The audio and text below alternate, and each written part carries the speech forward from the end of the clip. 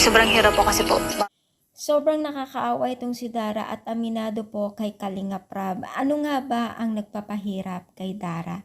So bago natin ipatuloy ang ating paksa for today's video, kung bago ka pa lang sa aking channel, please subscribe po, like, and pakit na rin po natin guys ang notification bell upang ma-update po tayo tuwing ako nag-upload, and supportahan po natin itong sila Kalinga Prab sa kanilang paglingap.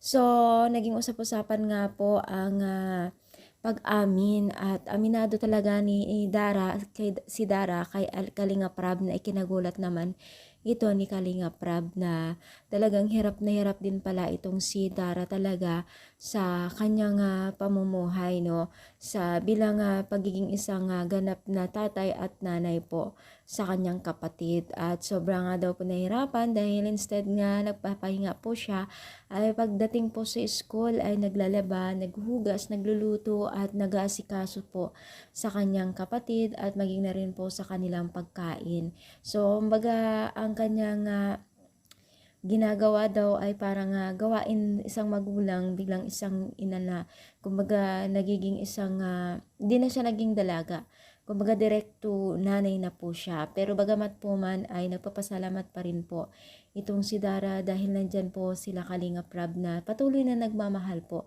sa kanilang magkakapatid. At masasabi talaga natin guys na itong si Dara ay isa rin po sa pinakaswerte sa mga tinulungan ng Team Kalingap. Kaya umaasa din po ang mga netizens na hindi po magbabago itong si Dara, kasi nakitaan po natin na hindi po tinuturing nila Kalinga Prab at Jackie na ibang tao itong si Dara.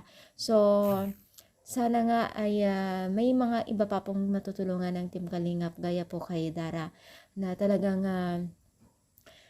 kating-kati or talagang takam na takam ang pagmamahal ng isang kalingap, no, at hindi po nagkulang, at nakitaan po natin na lahat po ng makakaya ng mag-asawang ito ay ibinibigay po kay Dara at ang kanyang kapatid. Sana nga ay tuloy-tuloy po ito, no.